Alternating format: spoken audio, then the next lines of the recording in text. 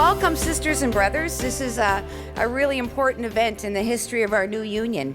We've already undertaken a number of campaigns in various areas. We've launched a campaign to modernize via rail. We've got a campaign for better safety standards for armored cars.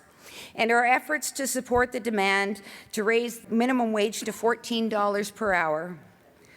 Organizing, of course, is a top priority for our new union. We know we have to organize more new members and turn around the decline in union density, especially in the private sector.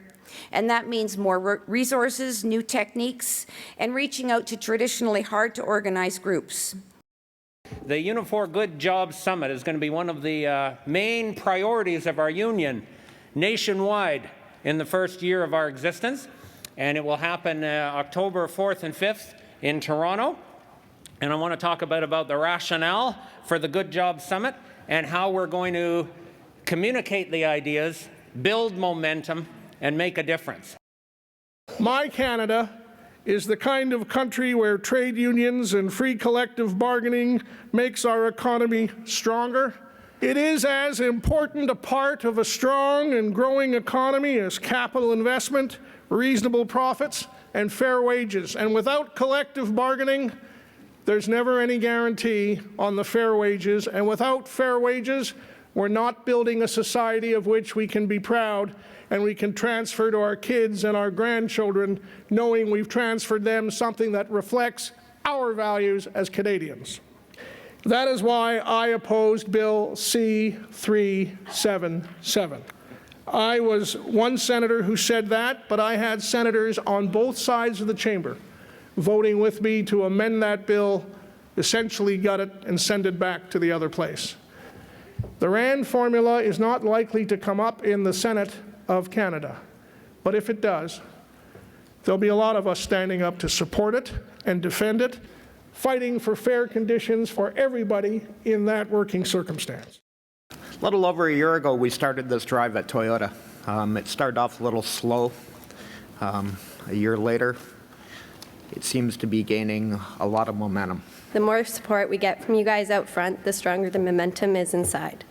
And to the women of Unifor, a special thank you for helping improve women's rights in the workplace. And I look forward to the day we unionize and become a part of Unifor. In the ongoing struggle to end violence against women, much has changed since December 6, 1989, known today to Canadians as the Montreal Massacre.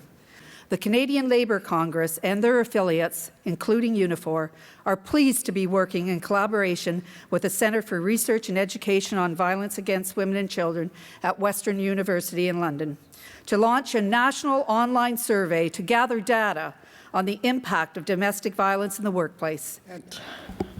I am honored to be here to share with you the story of myself and my family.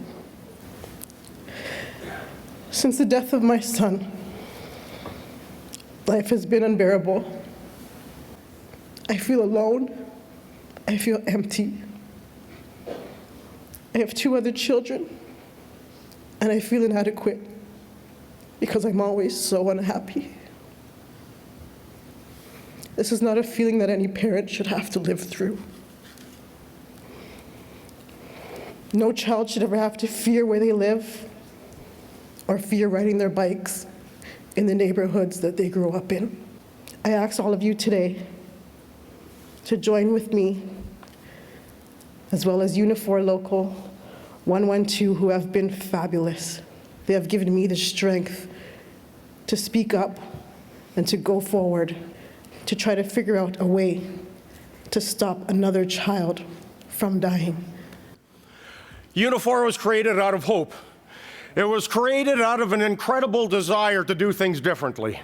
And that's why this Ontario Council today is the beginning of that. This is a way that we can come together right across our province to make sure that we can invoke change in this province, that we can provide the type of leadership that people are expecting. It's about us saying we're going to do something and then getting out and doing it. And that's how we're going to create the type of community we want, is by doing what we say and doing it with conviction. So when we reach out to people, brothers and sisters, when we include them in the discussion, when we let them know we care, then we're going to change the communities, we're going to change the mindset, we're going to change the social fabric of this country. And that's why Unifor is going to be different, because we're committed to doing that.